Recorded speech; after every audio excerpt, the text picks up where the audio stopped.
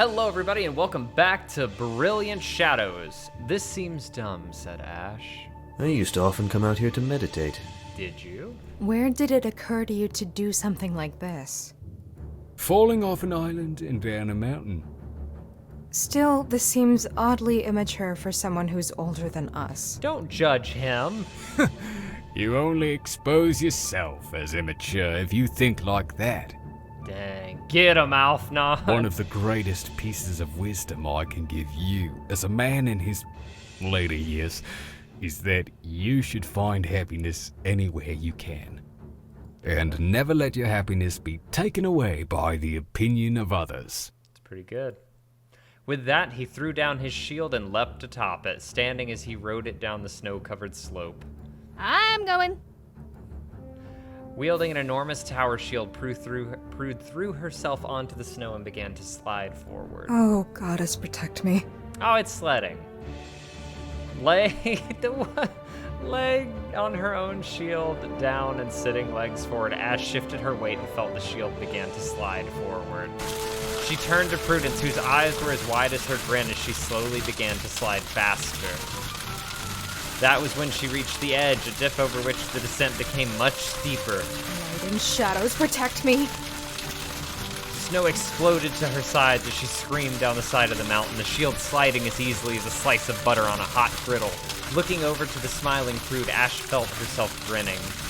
Fear slowly began to subside, and as she approached the patch of green that marked the end of the snowslide, Ash considered that she would be glad to do this again. A black-green streak tore past her, passing the line of green and into the rocks beyond.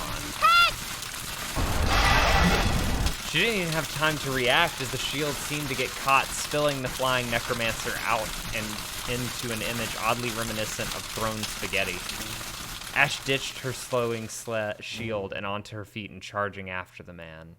A mask of agony married his normally passive face, and for a moment Ash swore she could see his leg bent in a distinctly incorrect direction. Turning to Prude, Ash gaped. Do you know how to heal? No, I've only been there for a few days. I haven't had time to practice. What? I'm fine. I'm badly bruised, particularly in my pride, but I am a little more sturdy than that. Turning in disbelief, Ash found Hector on his feet. Also, I don't like being healed. You'd understand if you knew exactly how the magic works. I think that's why I'm lucky to have been paired with a shielding specialist. What? Thank the stars in heaven you're okay. That crash looked monstrous. No, it's fine. I'm just not doing that again. Aye, you were flying. How much do you weigh? More than I care to admit. I think I'm going to go get a warm meal and perhaps read a book for my remaining activities today. I'll come with you. Do you need help walking? No, I'm fine. The two walked away, Hector hobbling only slightly as one might expect from bruises following an awkward fall. I can't believe he's walking. I saw things bending in ways they shouldn't have and in places they shouldn't bend at all. You don't just walk after that. The man shook his head. Must have imagined it worse, but he's still a tough one. Yeah, tough. For in the back of her mind, Ash felt a small creeping dread whisper something she didn't quite catch, but it sent shivers down her spine. Or was that the snow that had gotten into her dress? Both, she concluded as she wiggled, trying to free the snow before it melted.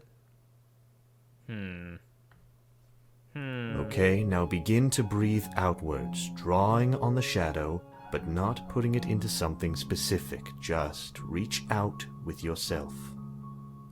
Reach out with yourself. What does that even mean? Your energy, your power, the stuff you use in magic. You can't just reach out with that. Have you tried? I would, if it made sense. Hector seemed unperturbed. Imagine that the energy you use to create a spell instead is used in a spell animating the air in front of you. You can't animate air.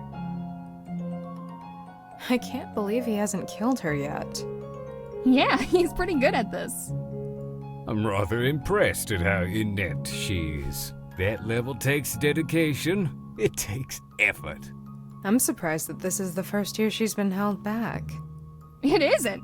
Apparently, she's actually older than Heck by 2 years. What? She looks 12. I'm a bit shocked to learn there's another student so old. Give Heck until the end of the winter, and he will have her ready to graduate. You have that much faith in him, huh? Absolutely. He heard me panicking about my inability to heal well, and, he helped me train last night. He can't even heal, but by simply helping me improve technique, I've already got a firm grip on the basic spell. Why do you think it will take him the entire winter for her then? Because she's brain dead. The two met eyes and broke into laughter. The urge to lean over and nuzzle Prude passed as quickly as it struck Ash. That must be some sort of inside necromancer joke. Still funny. The trio turned back to Hector and Belinda. Perhaps try breathing out the magic. Magic isn't air. How did you graduate? Don't you even teach? If you don't try, I'm going to tear out your lungs and do it myself. Whoops. Apparently we don't have unlimited patience. Prude rushed after Hector, putting herself between him and the other necromancer. Ash spent a moment surveying the gardens for any sign of that odd necromancer girl that she had met before, but the search turned up no one. Ash had a moment alone with the strange paladin. Ask him about where he came from. Ask about Hector. Let's ask about where he came from. So what is your home like? Other than being 1,000 feet in the air, it's pretty boring. Even those who can use magic just spend most of their time trying to figure out how to get the most basic spells to work. Much less exciting than down here. So, do you think there's a chance that another null like you could be up there and have accidentally paired with me? I don't really know, to be honest. I didn't get to ask before the topic kind of got derailed, but... Which is a gender-neutral title. Ah. Ah, okay. Somehow that worried her, the idea of a mysterious potential new girl as a love interest to distract her from the one at hand had been a comfort. Then again, was she even so sure that a girl is what she wanted? She couldn't remember having ever been attracted to anyone else, male or female. Perhaps she was not so fickle a heart as to care about gender. Oh, okay. Her eyes fell on Prude, who was holding back Belinda as she clawed the air before Hector. Or, more likely, she was still so enraptured with Prude that she was blind to anyone else. She took the moment to look over at Aelfnod. He was handsome, yes, he was much older, but he had a rugged and worn appeal like a good pair of old boots. She wasn't sure that was the kind of appeal one would find in normal attraction. Something wrong? Sorry, just thinking. Aelfnod turned to Prude and Hector. They're a good match. I am impressed at how well they get along only having just been paired. Either the magic pushes them a little closer, or it's really good at picking. I wonder which it is. Ash turned back to the three. Hector had begun to explain the basics of ritual casting again, even going as far as demonstrating it, as Belinda continued to struggle past Prude, snarling. I still don't trust Hector. I think he might have interfered with the ritual, but I cannot deny that he really does seem like Prude's type. I should know. I tried to be that type. Oh, I am sorry. I know that can be hard. My fathers were the same way, and witches are generally more accepting of such things. Or so I would surmise from what I have seen. Your fathers? I am the son of my father's first marriage. He remarried after my mother died in an accident to my other father. Oh. Are you? I don't advertise it, but yes, I don't want to suffer any more prejudice. Being considered mad is more than enough. That's sad. So your blood father, he's interested in both? Aye. He told me once that he would never meet a woman he loved as much as my mother. But he was happy to have met a man that he could.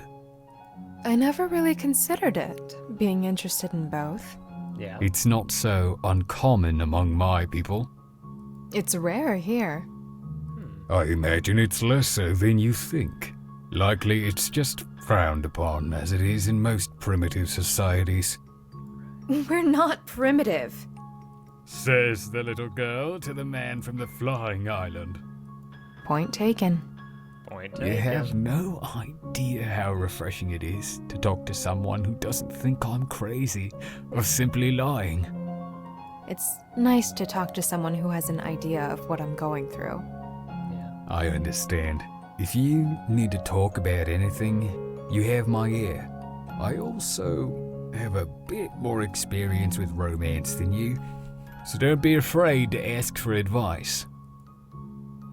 Ash sat thoughtfully as she and Aelfnod watched the melee. Okay then. Do you think I should stop pursuing Prude? Ooh.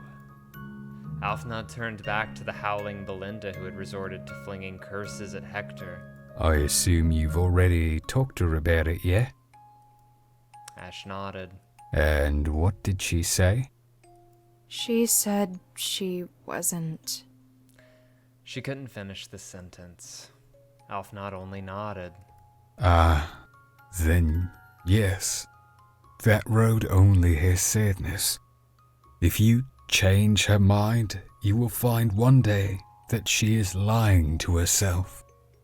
If you push too hard, she may push back and push you away. Man. Be happy with friendship. Try to move on. Find someone else. Be they boy or girl. Aelfnod turned back to her and smiled. Just don't pick me. I ain't the type to rob cradles. Aelfnod laughed. Aelfnod laughed and Ash found herself joining in. Good! What happened? Belinda was standing in shock, a tendril of shadow leaking out from her chest. Oh, light and shadows, heck. Were you trying to enrage her until she got the spell? Not really, but I figured that if I just kept explaining it in different ways, eventually something would stick. Belinda's face was a mask of shock. She looked younger than ever, a child, wide-eyed. Can you teach me more? Right now, I'd like to take a break to eat something. But we just started! Yes, and using that much energy quickly tires me. We can start again after eating. Oh, jeez, heck. Do you have two stomachs or something? A chill ran down Ash's spine. Goddess, that kept happening. No, of course not. Magic is energy intensive, though. Oh my god, you don't think he's a gray mage, do you? Yeah, but you eat like a horse. No, I assure you, I eat a highly balanced diet, including many diverse foods and dairy products. Let's just go get you fed. Wonderful idea. We may as well follow them. No, I have to go look into something. Could you tell them I just had something occur to me and I needed some time with my research? Of course. Still watching Prude and Hector walked as Prude and Hector walked towards the kitchen, Ash retreated away towards the library. She prayed she found something to ease her fears. All right, well, that's where we're going to cut that episode. Oh my golly. Now, this is interesting because I originally thought that when I read the description of the games that the developers or whoever writes the description wrote that Ash was lesbian.